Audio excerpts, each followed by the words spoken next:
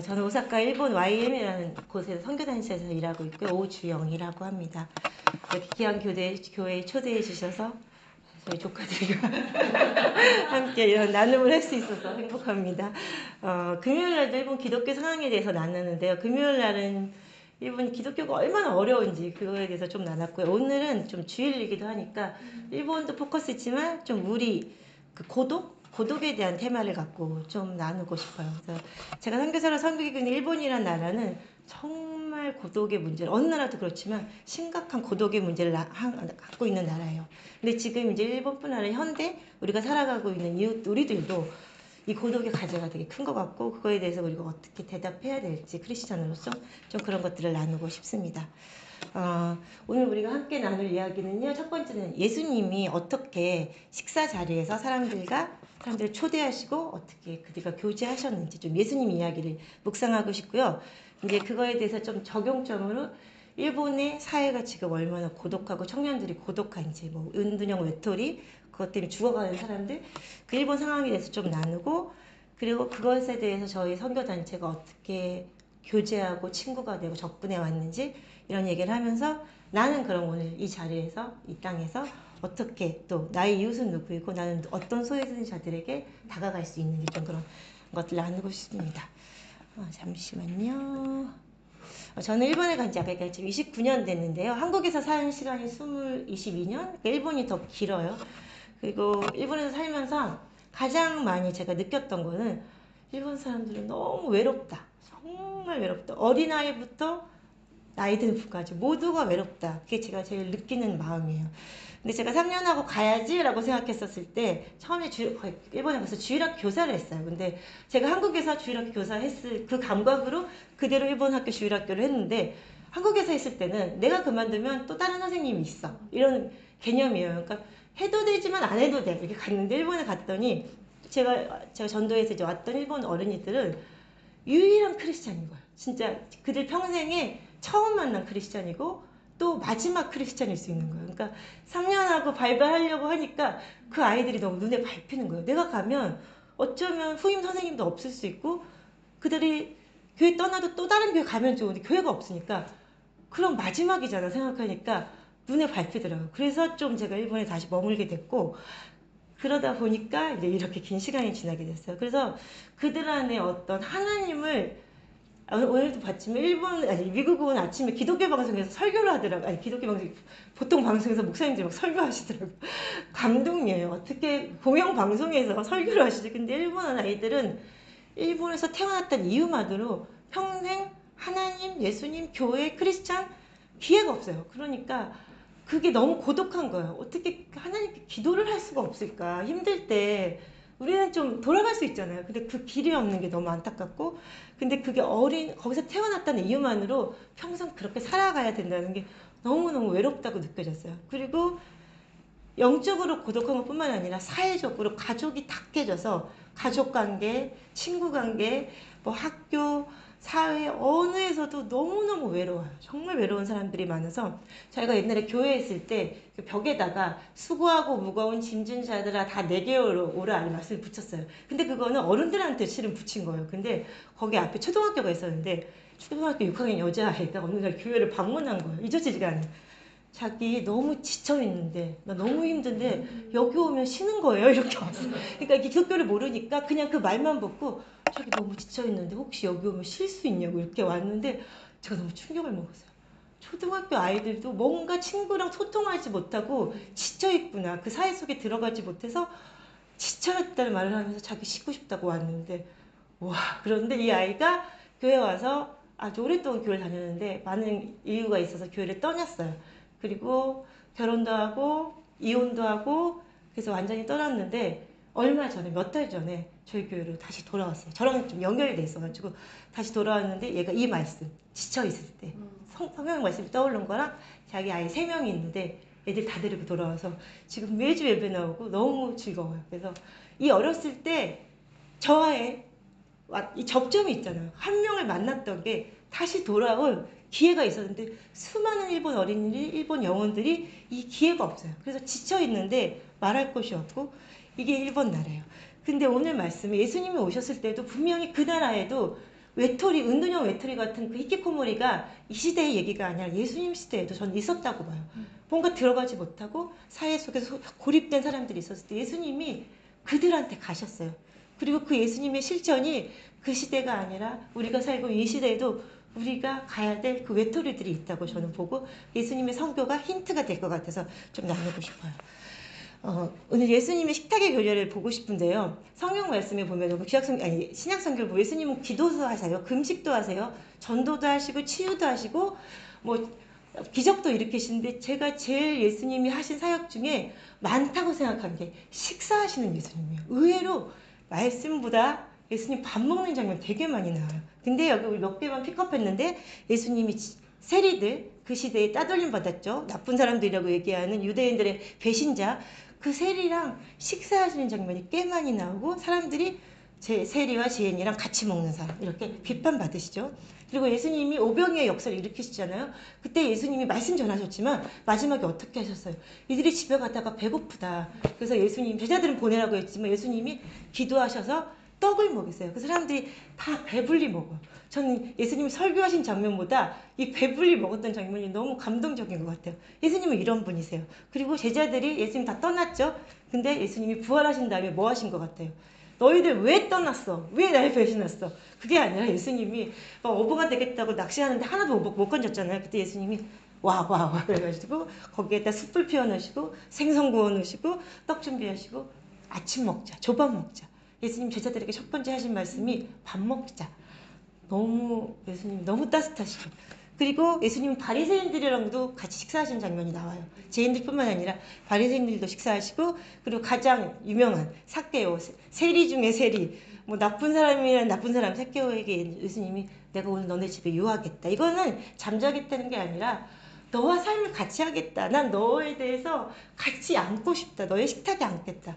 그래서 삭개오가 어떻게 돼요? 예수님이 회개하라고 말하지 않았어요. 식사하셨어요. 근데 삭개오가 너무 예수님의 사랑을 감동해서 자기 재산을 돌려주잖아요. 이런 일이 예수님의 식탁에서 일어난다는 거죠. 저는 그래서 예수님의 선교를 이 말씀 하나로 딱 볼 수 있을 것 같아요.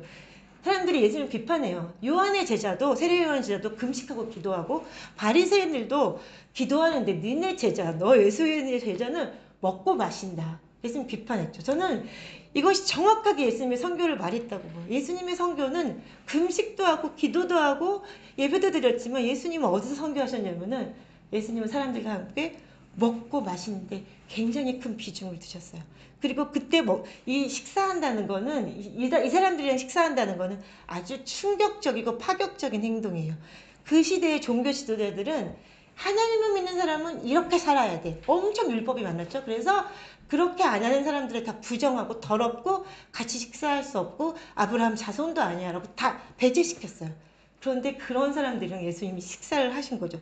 그리고 예수님 뭐라 그러세요? 나는 죄인을 부르러 왔다. 저는 어렸을 때 이 말씀을 읽었을 때 죄인을 부르러 왔다는 건 영적인 거라고 싫어요. 영적인 죄인들을 부르러 왔다. 물론 그런 말씀이죠. 근데 더 자세히 읽어보면 이거 예수님 죄인을 부르러 왔다는 건 하나는 그 시대에 유대 종교 지도자들이 죄인이야. 넌 나쁜 사람이야. 하나님 법대로 안 사는 사람들이라고 다 배제시켰던 소외된 자들이 예수님이 말씀하신 죄인이에요. 그래서 예수님은 내가 죄인을 부르러 왔다라는 거는 그렇게 이 세상에서 소외되고 따돌림 당하고 식탁 교회에 들어오지 못하고 인간 취급 받지 못하는 그들을 예수님이 내가 그들을 사랑하려고 내가 그들을 찾으려고 그들이야말로 하나님이 사랑하신 자녀라고 그래서 내가 왔다라고 영적인 것뿐만 아니라 실제적으로 따돌림 받는 사람들의 친구라고 예수님이 그렇게 말씀하시죠.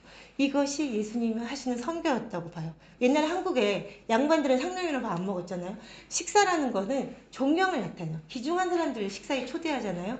예수님이 이렇게 그 시대에 초대받지 못했던 그 사람들을 식사를 통해서 사람들을 초대하셨죠. 그거는 가치를 말하는 거. 너는 가치 있는 사람이야. 그래서 한국에서 이 예수님의 식탁을 연구한 김호경 박사님이라는 분이 계신데 그분이 쓰신 예수님의 식탁 이야기라는 책이 있어요. 이 책을 읽었을 때 너무 공감이 돼서 이거야 라고 생각해서 제가 좀 소개를 하는데요. 이분이 예수님의 식탁을 연구하다가 거기에서 예수님의 따뜻한 한마디를 발견해요. 밥은 먹었니? 밥이라도 먹을까? 예수님은 어떤 사람에게도 이렇게 말을 거셨어요. 누구에게도. 당시의 종교 지도자들이라면 너 율법 잘 지켰어? 이렇게 물었겠죠. 근데 만약에 예수님이 사람들에게 너 예배 안 빠졌니? 성경 읽었니? 기도했니? 헌금했니? 라고 하면 여러분 슬프겠죠. 근데 예수님이 우리가 그걸 다 했을지라도 예수님이 나한테 와서 그걸 물으시면 슬퍼지겠죠. 근데 예수님이 나한테 와서 우리가 예수님한테 정말 듣고 싶었던 그 말은 밥 먹었니? 너 괜찮니? 안 힘드니?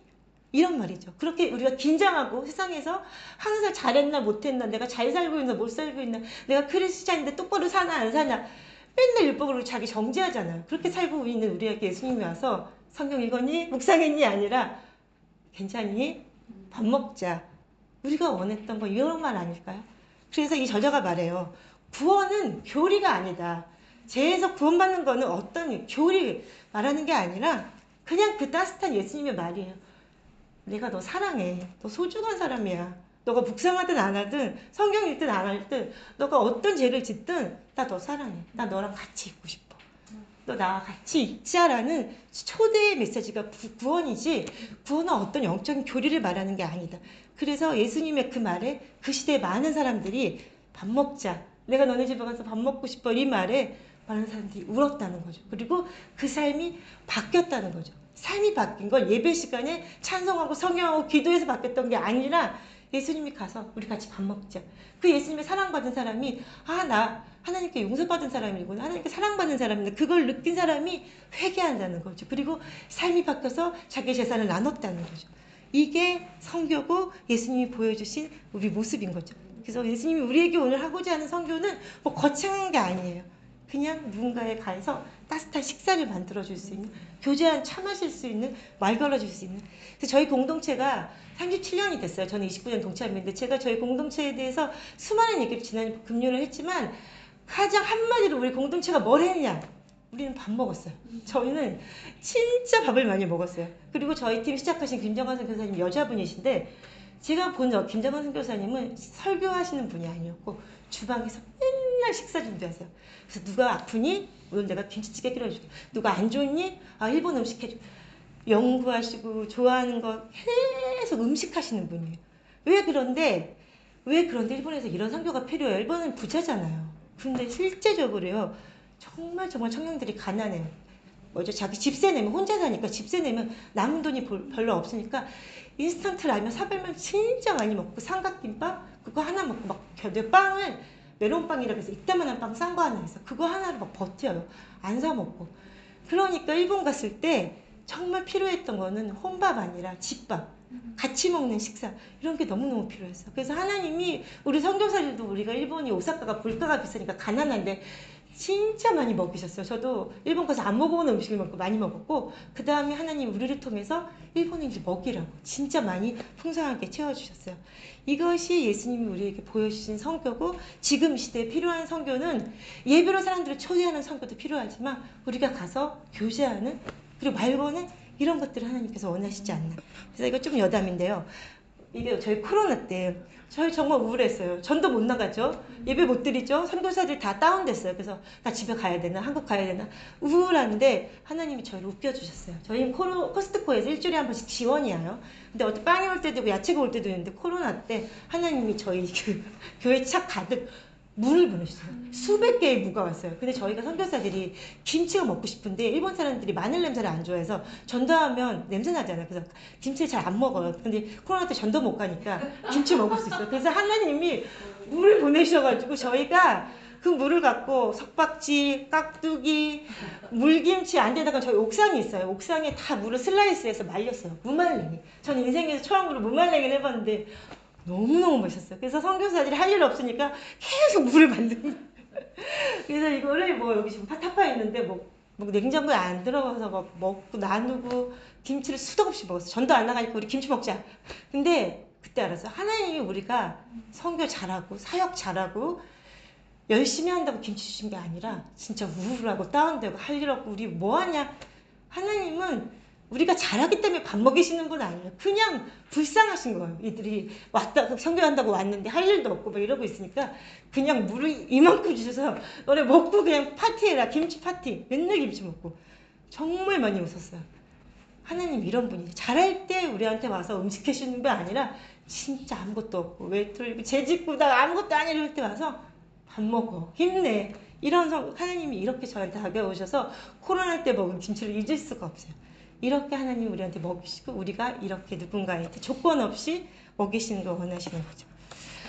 그래서 일본의 고독사에 대해서 좀 보고 싶은데 일본은 고독 대국이라고 말을 해요. 근데 여러분 일본은 고독 장관이 있어요. 많은 장관 중에 고독 고립 장관이 2021년에 그런 부서가 만들어져요. 영국이 2018년에 생겼고 근데 영국은 거기까지 하는데 일본은 2021년에 만들어져서 이 부서가 활발하게 활동하고 그 정도로 심각해요. 정말 거기서 사람들 상담하는 코너가 150개 그게 있고 사이트가 있고 사람들 들어오게 하고 난리도 아닐 만큼 고독이 심각한 문제예요. 그리고 일본의 고독사에 관련된 책은 시리즈를 너무너무 많이 나고 제가 읽었던 책은 세상에서 가장 고독한 일본 아저씨들이라는 책인데 거기에서 말하는 거는 일본이 이제 몇 년 뒤에 남자 3명 중에 1명은 독신으로 살고 여자 4명 중에 1명도 독신으로 살고 그리고 혼자 사는 사람들이 너무 늘어날 거다. 자, 이런 사람들한테 남아있는 건 고독이랑 고독사밖에 없다. 그런데 왜 고독이 고독사로 가냐면 이 고독이라는 게 정신적인 것이 아니라 실은 건강도 있고 결국 죽음으로 가게 된다는 것을 이분이 과학적으로 증거를 갖고서 막 말하기 시작하는데 2024년에 일본에 고독사 하신 분은 엄청 많아요. 근데 고독사는 정의가 여러 가지 있지만 그 중에서 7,000명이 한 달 후에 발견됐어요. 말도 안 되죠. 그리고 250명 넘는 사람이 1년 후에 발각이 됐어요. 그래서 시체가 없어요. 다 말라서 미라가 됐다고 얘기해요. 그 흔적만 남아있는 거예요. 기가 막혀요. 일본에서 1년 뒤에 발견된 사람이 몇백 명이 있다는 거 말도 안 되고 이 저자가 2년 동안 어떻게 했냐면 이 고독사를 구은 사람들 다 따라다닌 거예요. 근데 일본은 청소업체가 있어요. 왜냐면 이건 너무 냄새가 나서 보통 사람들이 청소할 수 없으니까 특수 옷을 입고 들어가서 약을 뿌리면서 하는데 이분이 이제 따라가면서 취재한 거예요. 어떤 사람들이 죽었는지. 그런데 그렇게 특별한 노인들이 죽은 게 아니에요. 장년들, 중년들, 청년들이 죽어나가는데 이분이 너무 슬펐다고 얘기한 게 이 사람들 옆에 편의점 도시락, 그러니까 집밥이 아니라 도시락이 있고 술병 있고 손에 스마트폰 치고 있고 이렇게 돌아가신 사람들이 너무 많아서 이게 무슨 나라냐? 우리나라가 어떤 나라냐? 우리나라는 진짜 비상사태다라고 이 사람이 얘기를 하는 거죠. 그래서 고독사라는 단어가 있었지만 일본 국어사전에 정의되지 않았는데 2000년대부터 일본 모든 국어사전에 고독사를 정의했어요. 왜냐하면 너무 많은 문제가 일어나니까. 그리고 3만 명에서 4만 명이 1년에 죽는다고 하는데 이거는 일주일 후를 계산하는 거예요. 만약에 3일 후에 발견부터 계산하면 뭐 7만 명, 8만 명 넘어가요. 너무 많아요. 그리고 하루에 계산을 하면 하루에 80명 이상이 나중에 발견된다는 거고 1시간에 3명 이상이 나중에 그 나중이라는 개념도 1년도 넘는다는 거기까지 포함되는 거예요. 근데 더 무서운 건 이게 노인의 문제가 아니에요. 노인이 나이 들어서 돌아가셨다는 게 아니라 중년들이, 청년들이 고독사를 한다는 게 이게 왜 그러냐면요. 일본은 어떤 나라가 잘 산다는 걸 얘기할 때 이렇게 경제, 뭐 교육, 건강 다 얘기해요. 일본은 다 점수가 좋아요. 근데 일본에서 제일 점수가 깡인 게 소셜 캐피탈이라는 점수가 있어요. 이걸 계산했을 때 인간 신뢰관계, 유대관계가 깡이라는 거예요. 이게 너무 나빠요, 점수가. 그래서 일본은 잘 사는 나라라고 말하지만 이것까지 포함했을 때 일본은 세계에서 100위도 안 되는 가난한 나라라고 말을 해요. 이거는 다른 나라에서 정의 내려준 거예요. 근데 미국이나 한국이나 교회가 많잖아요. 그러니까 만약에 학교에서 이배당하고 집에서 부모가 관계가 안 좋아도 한국 사람들이나 미국 사람들 어딘가에는 속할 수가 있는데 일본은 교회가 없잖아요. 그러니까 학교에서 이 집에 나가고 직장 못 가고 만약에 부모랑 관계가 깨지면 갈 데가 없는 거예요. 그러니까 죽어나는 거예요, 청년들이. 관계를 갖지 못하니까. 그래서 세 번째 장소가 일본은 너무 없다라고 이 세 번째 장소를 만들어야 된다고 얘기하는데 저는 이거 교회밖에 하지 못하다고 생각을 해요. 그래서 이분이 얘기하는 거는 이제 일본은 12명에 1명을 고립되어 있고 1000만 명이 이렇게 죽어가고 줄을 서고 있다. 그렇게 얘기하면서 왜 그러냐면 조사를 했는데 고령층은 돌보미가 나와요. 돌보미가. 그래서 말을 하고 죽었을 때 발각이 된대요. 근데 청년층은 돌보미가 없잖아요. 근데 이 사람들이 멀쩡해 보이는데 실은 SNS 하는 것 같지만 소통하는 친구가 진짜는 없는 거예요. 그러니까 정말 힘들 때 말할 사람이 없는 거예요. 결국은 죽어나가는 건 고령층이 아니라 진짜 힘든데 말할 사람이 없고 고립됐는데 이 사람들이 어떠냐면요. 혼자 하는 건 너무 잘하지만 진짜 힘들 때 도움을 청하는 걸 못하는 거예요. 그건 짐이 되는 거고 폐가 되는 거니까 말을 못해요. 부모한테도 누구한테도. 그래서 어떻게 왜 죽냐면요. 셀프 네글렉트라고 하는데 자기를 돌보지 않는 거예요. 밥을 안 먹어요. 그리고 목욕을 안 해요. 그리고 쓰레기를 안 버려요. 안 버리는 정도가 아니에요. 그리고 의료업으로 하는데요. 여러분 일본은 집 앞에서 1m만 나가도 병원이 깔린 나라예요. 얼마나 잘 돼 있는지 몰라요. 저 같은 사람도 병원 가기 싫어요. 안 갈 이유가 없는데 나가서 병원에 안 가요. 그러니까 약을 안 먹어요. 어떤 심한 병이 걸려도. 그리고 가스비 안 내요. 수도세 안 내요. 전기세 안 내요. 그러니까 여름에 열사병으로 죽는 거예요. 여름에 많은 청년들이 곧 이것 때문에 죽어나요. 그러니까 자살은 하지 않지만 자기를 돌보지 않는 거예요. 그래서 죽어나가는 거예요. 일종의 소극적인 살인이라고 말을 하고 있어요. 그래서 화려한 도시 속에서 진짜 쓰레기더미에 사는 청년들 수두룩해. 저희 주변에도 많이 봤어요. 근데 발견된 것만 이 몇 년, 5천 명이라고 하는데 이거는 옆에 집 사람들이 견디지 못해서 경찰에 신고한 거예요. 신고하지 않은 수만 건의 사람들이 이곳에 살고 있어요. 근데 저희 교회 일본 목사님이신데 일본 목사님의 조카도 진짜 똑똑하고 공부 잘해서 일본에 좋은 대학 들어갔는데 들어가자마자 학교에 안 가는 거예요. 그리고 이제 몇 달 동안 집에서 게임만 하고 밥을 안 먹으니까 점점 말라가고 이제 부모님이 끄집어낼 수가 없는 거예요. 그래서 저 부모님 그 형님이 저희 목사님한테 도와달라고 SNS를 보내가지고 저희 목사님이 차를 끌고 가서 그 형제를 억지로 끌고 나와서 저희 공동체로 데리고 들어갔어요. 근데 180cm인데 이렇게 말로 50kg도 안 나고 딱 말라 있는 거야. 그리고 웃지도 않고 표정도 없고 무반응이에요. 그래서 저희 팀에서 살았어요. 그래서 우리가 아무것도 안 했대. 밥만 먹어. 밥만 먹어. 그래서 아무것도 너한테 요구하지 않고 여기 선교사처럼 안 살아도 되고 이 공동체에서 뭐 묵상도 안 나와도 아무것도 그냥 제발 밥만 먹어. 근데 그 형제한테 나중에 보니까 그 가방 안에 칼이 들어있었어. 그러니까 이 형제가 언젠가는 죽으려고 항상 칼을 준비하고 있었던 거야. 근데 우리 팀에서 몇 년 지나면서 살이 찌고 이 형제가 처음으로 웃은 게 언제냐면 주일학교 교사를 저희가 끌어냈는데 아이들이랑 노는데 웃기 시작하는 거예요. 저희가 준이라는 형인데 준이 웃었어. 준이 웃었어. 우리 안에 복음처럼 와 이렇게 죽어갔던 형제가 살이 찌고 웃었어. 근데 이 형제한테 성역 근무를 한 것도 아니에요. 뭐 특별히 한 거 아니에요. 그냥 같이 살면서 밥 먹이고 준 밥 먹어 이것밖에 안 했어요. 그런데 이 형제가 살아나서 지금 독립해서 아르바이트하고 자기 집 샀어요.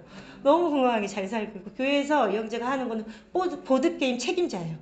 모든 게임을 다 알고 사람들 설명해주고 이런 일을 하고 있어요. 그런데 이런 형제들이 그 형제는 감사하게 목사님 가서 끌어냈잖아요. 근데 접점이 없다면 이런 사람들이 죽어요. 한 1년 가면 죽어나가는 거죠. 근데 일본 방송에서 취재했어요. 이 사람도 5년 동안 집에서 안 나왔던 사람인데 1m가 쌓여 있는데 쓰레기를 버릴 에너지가 없다고. 나는 뭐 회사에서 지쳐서 집에 오면 버리러 갈 힘이 없다. 이런 사람들이 수두룩해요. 그리고 이 사람은 10년 동안 쓰레기 안 버렸던 사람인데 이 사람은 어떤 30대 사람인데요. 진짜 기가 막힌 게 어떻게 했냐면요. 이게 쓰레기가 쌓이다 보면요. 일본은 여름에 너무 더워요. 40도 넘어가니까 에어컨 안 들면 죽어나가는데 쓰레기 안에 에어컨 리모컨이 잠긴 거예요. 그러니까 못 꺼내는 거예요. 그래서 5년 동안 에어컨 안 켜고 살았어요. 그리고 냉장고 문이 쓰레기 때문에 안 열리는 거예요. 냉장고 안 쓰죠? 이러다 이 사람들 다행히 안 되겠다 싶어서 업체를 불러서 쓰레기가 3,000kg. 그리고 뭐 5시간 넘게 해서 간신히 끝났다고. 다행이에요. 자기가 안 되겠다 싶어서 불렀지만 이대로 이제 여름 되면 죽어나가는. 그러니까 청년들이 왜 고독사 하냐면은 안 돌아보니까. 뭐 에어컨이 없어도 이게 냉장고가 없어도 안 하는 거예요. 왜 하냐면 살 유욕이 없는 거예요. 목적이 없는 거예요. 예수님 없으니까 당연하죠. 그리고 가족들도 거기서 터치를 안 해요. 일본. 자기 방임 심각한 문제예요. 정말 일본에는 이런 사람들이 수두룩하고 저희 주변에도 멀쩡하던 사람이 뭐 10년간 자기 누나가 자기 오빠가 집에서 안 나오는 사람들 교회에도 많이 있어요. 우리 누나가 교회에서 안 나오니까 한 번만 교회 왔으면 좀 이런 기도 제목 가진 사람들이 너무 많아요. 근데 지금 140만 명이 히키코모리라고 해요. 이게 정의가 6개월 이상 나오지 않은 사람, 편의점 정도만 가고 나오지 않은 사람들이 140만 명이라고 하는데 진짜 문제는 이제 이 사람들이 10대, 20대 때 들어가죠. 히키코모리로 들어가는데 이제 어떻게 되냐면 50대, 40대, 50대가 된 거예요. 근데 부모님이 돌보잖아요. 근데 이제 부모님이 80대가 됐어요. 그럼 어떻게 해요? 부모님들이 자기가 죽은데 이를 누가 돌봐요? 그러니까 어떻게 하냐면 동반 자살하는 거예요. 부모님들이 자기가 죽어가면서 자기 아들이랑 자기 딸을 이제 아무도 돌볼 없으니까 같이 죽는 거예요. 동반 자살하는 케이스 아니면 부모님이 먼저 죽었는데 이 은둔형 외톨이가 사망 신고를 안 하는 거예요. 그러니까 자기 집에서 부모님이 어머님이 죽어나가고 나중에 자기도 같이 죽고 나중에 돼서 이 부모랑 자식이 80대 50대 부모가 같이 죽었다는 거를 신문에서 이런 얘기들이 넘쳐나요. 정말 여러분 말이 돼요. 일본이라는 나라가 그렇게 평화롭고 잘 살아 보이지만 이 안에 들어가 보면 연결점들이 없어서 정말 많은 사람들이 진짜 그냥 고독한 정서적인 문제가 아니라 생명까지 위험을 느끼고 있다는 거죠. 일본에서 진짜 심각한 방송이 있었어요. 이게 뭐냐면은 무연사회라는 거. 무연이라는 건 인연이 끊어진 사회예요. 그래서 고독사가 문제가 아니라 죽었는데 가족이 시체를 안 가져가는 거예요. 나라에서 연락을 하잖아요. 근데 그 사람이랑 이혼했어. 우리 아빠 아니야. 우리 엄마 아니야. 뭐 그 관계 없어. 그래서 정말 3만 명이 넘는 사람들이 장례식을 안 해주는 거예요. 고독사보다 더 심각한 게 연고가 없는 무연사라는 말이 나왔어요. 근데 이 방송을 보고 죽었던 사람들이 청년, 중청년들 너무 많으니까 청년들이 트위터에다가 동시에 3만 명이 넘는 사람들이 이게 무슨 방송이냐? 이게 무슨 방송이냐? 이게 대답도 없는 방송? 난 방송 보고 죽고 싶었다. 이건 나의 미래다. 나도 이제 우리 부모 죽어도 있고 난 싱글이고 나는 이제 병이 들어서 일도 못하는데 결국 이게 나의 미래가 아니냐. 내가 죽어도 내가 뼈가 돼도 아무도 날 장례해주지 않고 난 무용고로 죽게 됐지. 수많은 사람들이 트위터에다가 방송 올리고 끝나고 나서 그 홈페이지에다가 너무 절망적인 방송이었다라고 일본 사람들이 글을 올리고 이게 책이 되고 사회에 파장이 됐어요. 저도 이거 읽었는데 기가 막힌 거예요. 태어났을 때 잘 태어났어라고 안 해주는 것도 슬프지만 죽었을 때 그 사람을 장례해주지 않는 거는 너무너무 슬픈 일이라고 생각했어요. 근데 저 그때 답이 없는데 딱 하나 예수님이 답인 거예요. 예수님은 왜 오셨어요? 나는 너희랑 예수님이 임마누엘이시잖아. 임마누엘은 뭐야? 너랑 함께 있다는 거잖아. 난 너 혼자로 내버려두지 않아.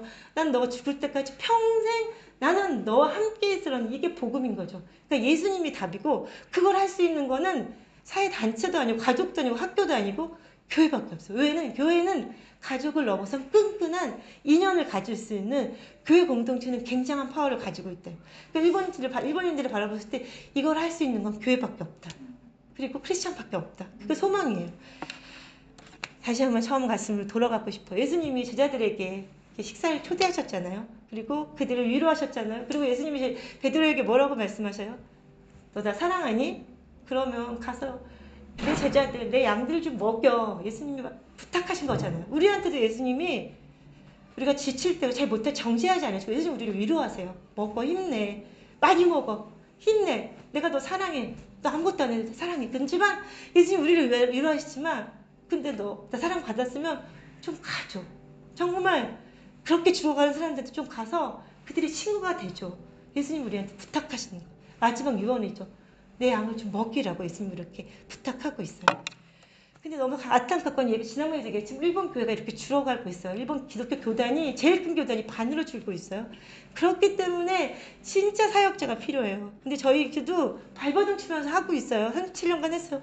그렇지만 쉬운 일은 아니었지만 우리가 가장 많이 했던 건 그냥 같이 밥 먹었어요. 화려하게도 먹고 적게도 먹고 속으로도 먹고 진짜 많이 먹었어요. 먹고 또 먹고 그리고 저희가 카페를 열었던 이유가 두 가지가 있어요. 하나는 교회가 너무 머니까 교회에 가깝게 오려고 열었어요. 그렇지만 또 하나의 저희 카페 이름은 비카페예요. 비 뭐냐면은 존재하자, 우리 살자, 그냥 살아도 돼.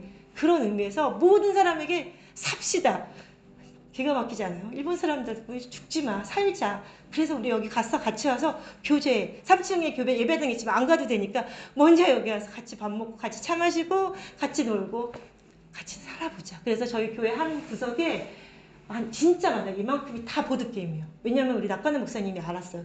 일본 청년들을 소통하게 끄집어내는 거는 보드게임이다. 왜냐면 말하게 돼요. 보드게임도 종류가 많아서 대화하는 보드게임도 있어요. 재밌는 것도 넘어서 목사님이 보드게임을 계속 하다 나르고 카페에 온 사람들이 무료로 가서 놀 수 있게, 그리고 조금 친하지 않은 사람도 함께 해볼래 이렇게 해서 연결될 수 있게 저희 보드게임이 성교의 하나의 큰 소스를 지금 사용하고 있어요. 그 정도로 너무너무 많은 사람들이 고립되어 있어요. 그래서 여기에서 이제 어린이 식당도 하고 싶어요. 일본 어린이들이 굉장히 빈곤해요. 어머님들이 양육을 안 해서 아침 밥 안 줘요. 그래서 저희가 아침에 아이들 학교 가기 전에 밥하는 거 그런 것도 미래 하고 싶어서 밥하는 거, 애들 밥 먹는 거, 청년들이 와서 노는 거, 웃는 곳 이런 거 하고 싶고, 그래서 2층도 공사하는 거예요. 2층도 더 바꿔서 더 많은 아이들이 들어오고 더 많은 일본 젊은이 들어와서 같이 놀 수 있도록 이런 공사하고 있고, 이 얘기는 좀 이제 안 하고 마지막에 예수님이 초대했던 사람들, 이 사람들 죄인이에요. 실은 차별받은 사람들이죠. 직업 때문에, 창녀라는 것 때문에, 이방인 인종차별, 병 있다고 육체차별, 율법 지키지 않은 종교적 차별. 이 사람들이 죄인인가요?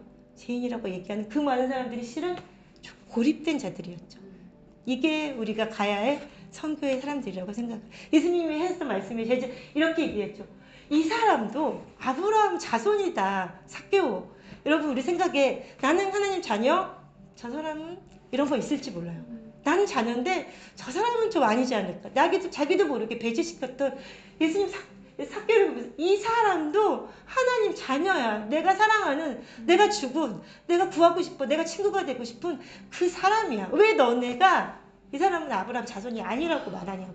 왜 종교적인 지도자들이, 왜 하나님 살아간다고 하는 사람들이 왜 배제시키냐고.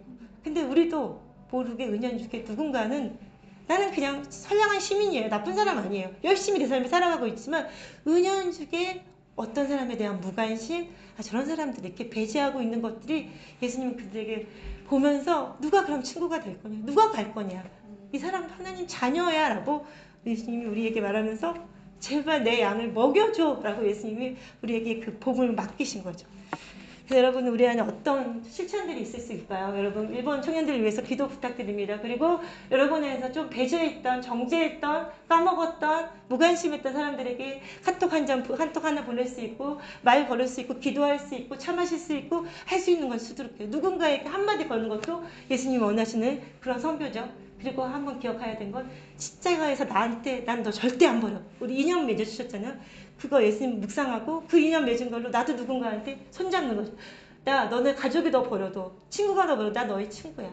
이렇게 누군가에게 다가갈 수 있는 그런 선교 저희가 실천했으면 좋겠어요. 마지막 기도 부탁 좀 드리고 싶은 거는 한국의 선교사들이 지금 2만 명이 세계 나가 있는데 선교사 평균 연령이 53세래요. 기가 막히죠. 53세에 가면 할 일들이 너무 적잖아요. 근데 저희 팀도 좀 볼게요. 저희 팀이 1980년대에 시작했는데 90년대에 이만큼 늘었다가 제가 있을 때 2000년대는 정말 한국 선교사들이 막 들어왔어요. 그래서 우리 이때 전도 진짜 많이 했어요. 10만 명 만났다 그랬잖아요. 근데 지금 2010년 보세요. 2020년 보세요. 이 3명 왔는데 갔어요. 가도 되지만 안 와요. 그러니까 일본 교회는 힘이 없고 일본 청년들은 고속사 때문에 죽어나가는데 손잡아줄 사람이 없는 거예요. 근데 이게 뭐 여기도 그렇고 일본도 그렇고 한국도 그렇잖아요. 그러니까 이거 뭐 한국 교회한테 부탁하기도 어렵지만 이런 상황이에요. 너무너무 선교하러 안아주세요. 그래서 정말 우리는 6개월만, 그러니까 DTS 하면서 그러는 거예요. 6개월만 크리스찬이 살아도 괜찮으니까 교회에서 북적북적 보드게임하고 놀아줘. 그것도 선교야. 그냥 일본 사람들한테 좀 웃음을 줘. 이것도 선교야. 이렇게 하는 거예요. 좀 기도해 주세요. 정말 좀 선교의 사람이 필요해요. 그래서 기도 제목들 이렇게 마지막에 고독 가운데 있는 일본인들에게 하나님이 계신다는 메시지를 전해줄 수 있도록 교회 좀 곳곳에 세워져서 공동체, 교회라기 조직이 아니에요. 공동체가 세워질 수 있도록 저희가 하는 블레싱 처치 카페사요. 청년들이 많이 올 수 있도록, 또 어린이들 밥 나눌 수 있는 공간이 되도록, 또 2층 다 해서 더 많은 어린이 영어 교실에 들어오고 그런 유도받는 곳이 되도록 마지막 사역자들이 보내줄 수 있도록.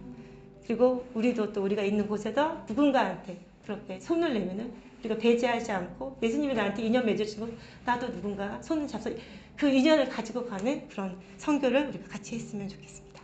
감사합니다. 기도하고 끝낼게요. 기도하겠습니다.